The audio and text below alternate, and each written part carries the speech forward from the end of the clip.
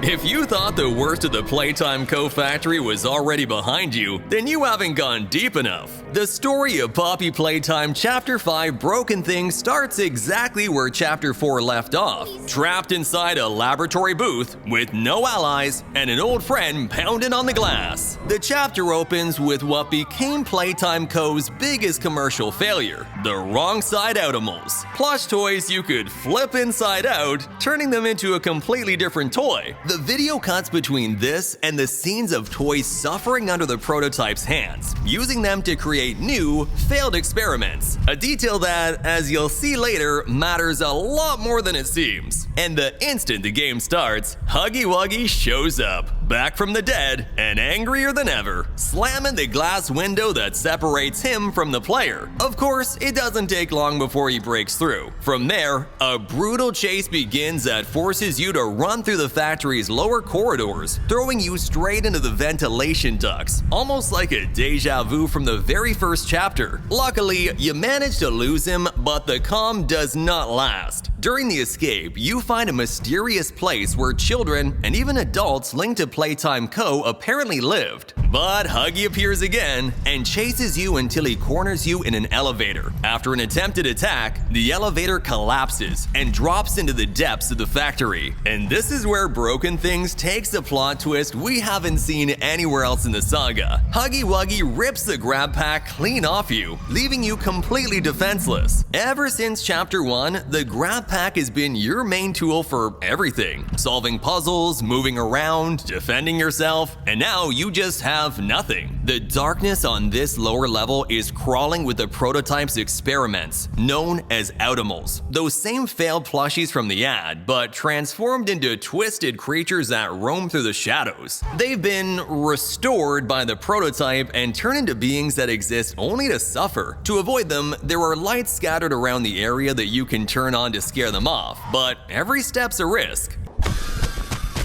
In the middle of that darkness, the player finds Globy, a Playtime interactive media product which serves as the perfect companion, always ready with a smile. It's definitely no grab pack, but it does have two key functions. It works as a flashlight, and it emits ultraviolet light to reveal hidden messages on the walls. Now with its help, you push forward through the recycling floor until one of the Outimals attacks you violently. Just when everything seems lost, an unknown toy appears to save you. Giblet, a new ally who's had one clear goal for years, to take down the prototype, and who seems to have at least some idea of how to do it. But the first thing Giblet asks is for you to go down to the boiler area. There, you're met with a devastating scene. Brawn, the dinosaur who finally appears in his bigger body's version, is very injured. His mangled body is being fed upon by dozens of small creatures devouring him from the inside. But inside his mouth, there's something the player desperately needs: an old grab pack with a red hand and a blue hand. Later on, while investigating the area, you find a completely new tool: the pressurized hand, powered by a steam mechanism and capable of sticking to surfaces to shatter glass or push heavy objects. Now with the grab pack recovered and the new hand, you manage to escape the boilers. And when you reunite with Giblet, you realize that he's not alone. He's accompanied by Chum, a gigantic toy from the same collection as Huggy and Kissy, except instead of calming children with hugs, it calms them by putting them inside its belly. After a short conversation, the player decides to join them in their cause against the prototype. Now with new tools and allies, the player ventures deeper into the factory's entrails in search of answers. After moving through several rooms, you manage to find a secret code that unlocks access to classified Playtime Co. documents. But that's not all. Next to them, you also find electromagnetic cuffs for the grab pack, an upgrade that lets you latch onto magnetic walls and open up new exploration routes. With all that in hand, it's time to head back to Giblet and Chum to share the discovery. And this is where the story takes a major turn. While reviewing the documents moments, Giblet learns about something called the negation compound, a substance capable of shutting down the prototype's cellular regeneration.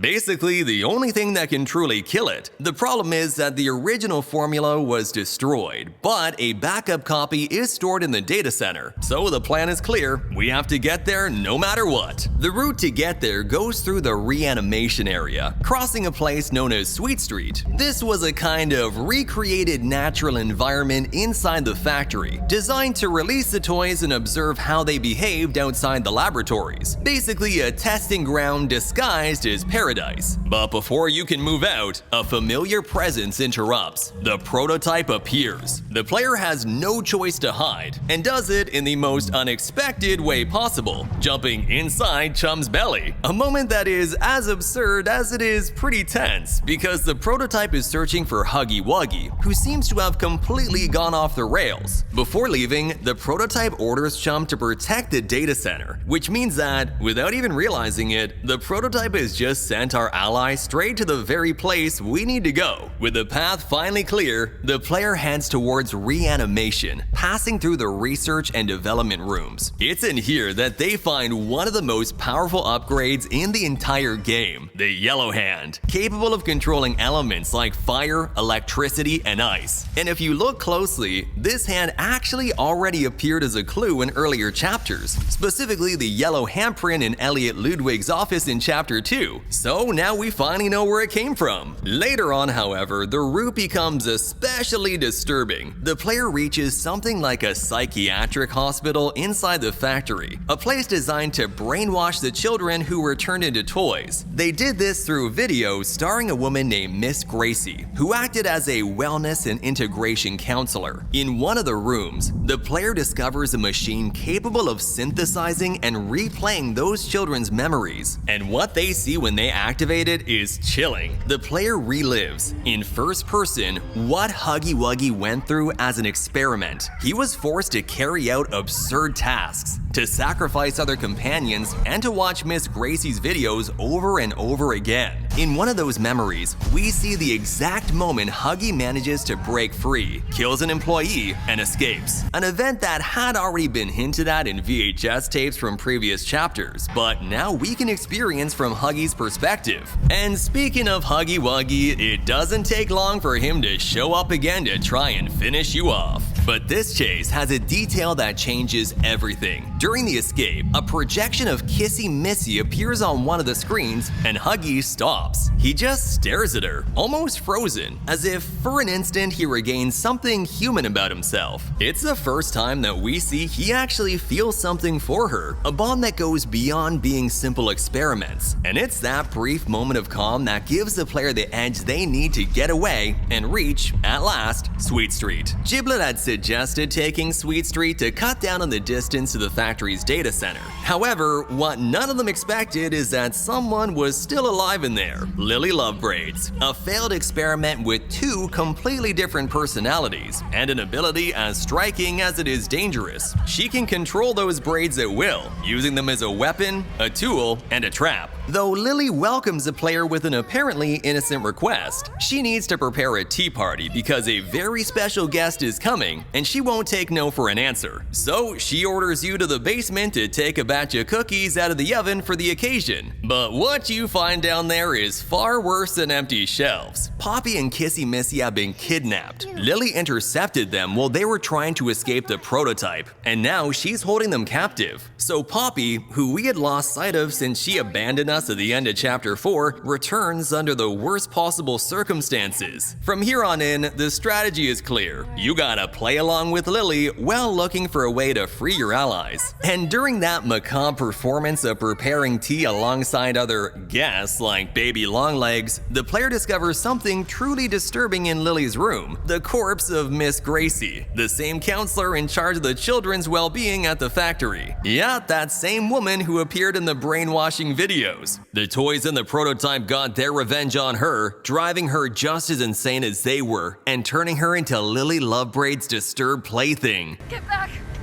Get back! Mama, I was just trying to make you all happy. I wasn't. Please, don't hurt me! We're not gonna hurt you, Miss Gracie. special plans for you. Locking her up for over 400 days in a prison so she would suffer through her new eternal life. The player manages to free Kissy and Poppy, but Lily has no intention of letting them go that easy. So she forces the protagonist to play red light. When she stops humming, you have to stay perfectly still. If you move, you die. A mechanic that calls back to the deadly games in Chapter 2 with Mommy Longlegs, but with Lily's sadistic twist. Just as you reunite with Poppy and Kissy in the attic, Lily catches them and forces them to sit down for tea. And that's when the prototype appears in its complete form for the first time. Our special guest is here!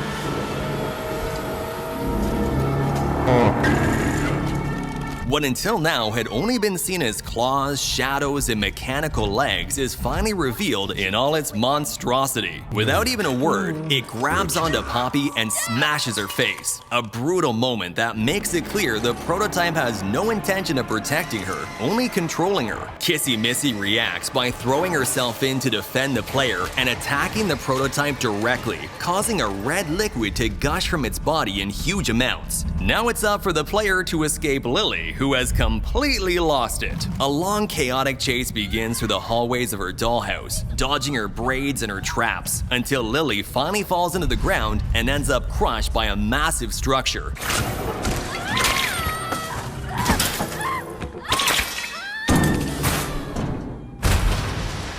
Giving her an ending about as forceful as it deserved. After leaving Lily behind, the player reunites with Giblet and what remains of the group. The scene is devastating. Poppy has been badly wounded and has lost an eye. The prototype didn't settle for capturing her. It wanted to leave a mark. But of course, there's no time to grieve, because that plan is still on. To reach the data center, they need to take a train that'll carry them straight there. And that means crossing one of the most sinister laboratories in the entire factory, the place where the prototype experiments to create the Outimals. She's all you talk about. Oh, my boy. You don't get to call me that. Ollie's gone and I'm a test run on the prototype. When you get her back, you'll pick up a hammer just like him. Just like A place where broken toy parts pile up like garbage, and where every operating table tells a story you'd rather never hear. After a long stretch of dodging traps and creatures, a familiar presence returns again. Huggy Wuggy shows back up to pursue the player without mercy. This time, it seems like there's no escape. It's about to catch them when it suddenly stops dead. Standing in front of it is Kissy Missy. After so long apart, after everything they've suffered as experiments, the two of them reunite. It's honestly a gut-wrenching moment, because for an instant, it feels like there's still something human left inside those creatures. But of course, the prototype allows for no peace. It shatters the scene and ends both of their lives, brutally and for good. Huggy and Kissy, two of the saga's most iconic toys, die together in the most horrific way. A devastating blow the player has no time to recover from. Unable to process what you just witnessed, the protagonist escapes onto the train, but the prototype won't let them go that easily and throws itself onto the tracks after them, trying to tear the car apart with its mechanical claws. After several desperate attempts, the player manages to shake it off and crash the train, but the prototype is still alive. It crawls out of the wreckage and takes the chance to land a lethal strike on the player and finally capture Poppy once and for all.